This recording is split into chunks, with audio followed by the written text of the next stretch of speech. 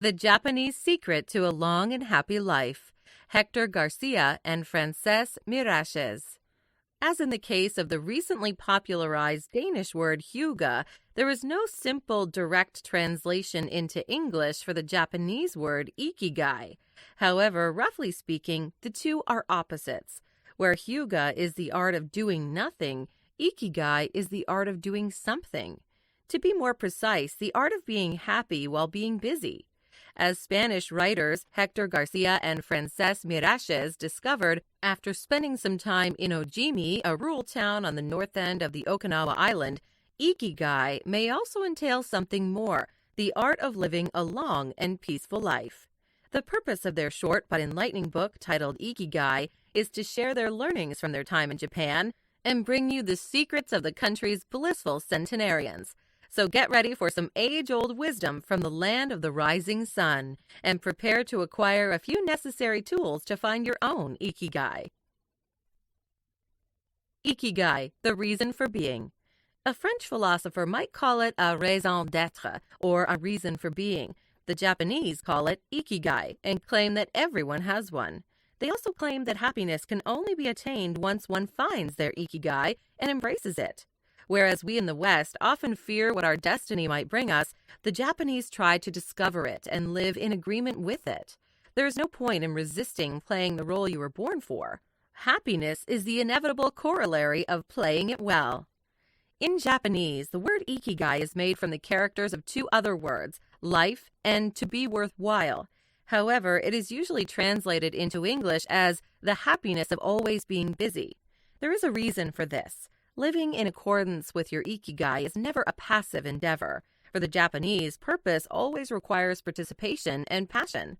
Perhaps that's why there is no word in their language that means retire in the sense of leaving the workforce for good. Loosely speaking, the Japanese never retire. They just skip between different purposes through life. To put it as bluntly as possible, ikigai is the reason one gets up in the morning. But it is also so much more. The bliss, the essence, the place where passion, mission, vocation, and profession intersect. In other words, one's ikigai is the middle ground between what one loves, what they are good at, what the world needs from them, and what can be paid for. It might also be the secret behind the extraordinary longevity of the Japanese, especially the inhabitants of the island of Okinawa, where there are 25 people over the age of 100 for every 100,000 inhabitants, far more than the global average. Only staying active will make you want to live 100 years, says an ancient Japanese proverb. Ikigai is all about staying active. From logotherapy to Ikigai. A century and a half ago, in one of his famous aphorisms, German philosopher Friedrich Nietzsche remarked that whoever has a why to live for can bear almost any how. During World War II, an Austrian psychiatrist by the name of Viktor Frankl observed the profound wisdom of Nietzsche's claim firsthand. During his time at Auschwitz, the largest and most notorious Nazi camp of the Holocaust, Frankl realized that it wasn't the strongest or the fittest that survived the inhumane torment and suffering. It was always, and without exception, the ones who had a reason to, the ones who wanted to accomplish something outside the camp. In 1946, very soon after the liberation, Frankl published a highly influential little book titled Man Searching for Meaning. In it, in addition to describing his experiences at the Nazi camps in the 1940s, he also developed a new school of psychiatric treatment called logotherapy, after the Greek word for reason, logos. In Frankl's opinion, life has meaning under all circumstances, even the most miserable ones. Our main motivation to go on in life is our will to find this meaning. Put simply, according to logotherapy, living always means living for something. Neuroses and existential crises happen when one forgets their why. Frankl believed that the only duty of a psychotherapist had was to help their patients find their reasons to live. The Japanese believe this is the duty every human has for themselves. This is the essence of Ikigai. Ikigai is what allows you to look forward to the future, no matter how empty, frustrated, or anxious you feel in the moment. It is fundamentally what prevents you from committing suicide. Usually all of us have good reasons not to kill ourselves, But our daily obligations and commitments, coupled with other people's eternal expectations, either obscure them or drive us into forgetting them. That's why we feel despondent and desperate some of the time. We feel like we should be doing something other than what we are currently doing, but we don't have the time or energy to discern that something, let alone act upon it. To paraphrase Australian cartoonist Michael Leunig, it's wrong to feel, with the old Ecclesiastes from the Bible, that all things lead to weariness. The very opposite is true. All no things lead to weariness. We are not worn out by the things we do, but by the things we don't do and should do. The good news is that once you find your Ikigai, your personal reason for being, it is only a matter of having the courage and making the effort to stay on the right path. From flow to Ikigai. In addition to Frankl's logotherapy, another popular Western concept related to Ikigai is the flow state.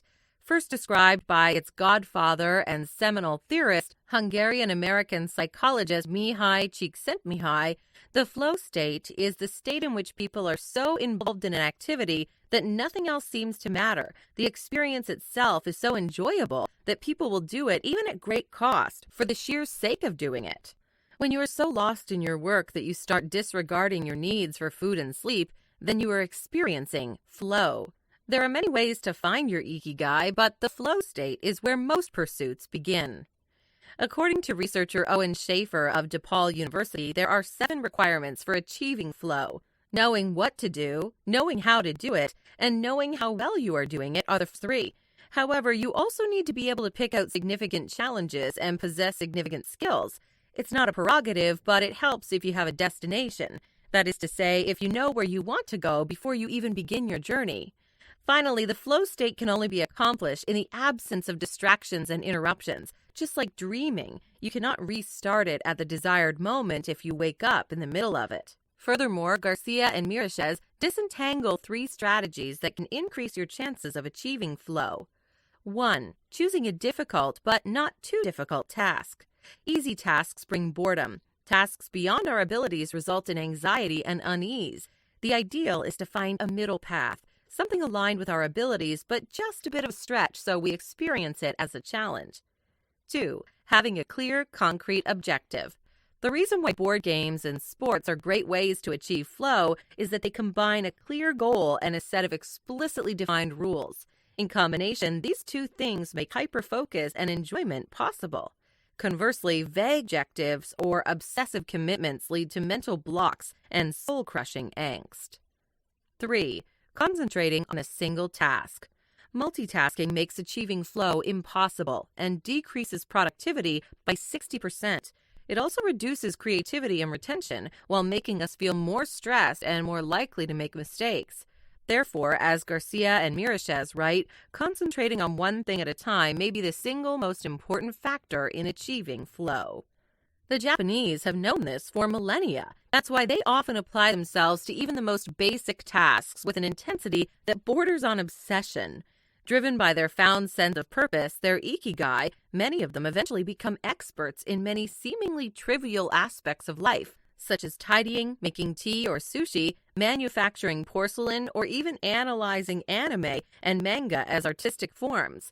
But that's another lesson from Japan. Nothing is trivial as long as it makes you get out of bed. On the contrary. 10 Rules of Ikigai. Fascinated with the Japanese way of life, García and Miralles spent several weeks in Ojimi, an Okinawan village which boasts the highest life expectancy in the world and is justly nicknamed the Village of Longevity. After interviewing many of Ojimi's 3,000 inhabitants, they realized they were right to suppose at the beginning of their journey that Ikigai wasn't only a guarantee for a good life, but also a promise of a long. García and Miralles could also distill from the old-age wisdom of the long-living residents of Ojimi the following 10 rules of Ikigai. 1. Stay active. Don't retire. Those who give up the things they love doing and do well lose their purpose in life, write García and Miralles.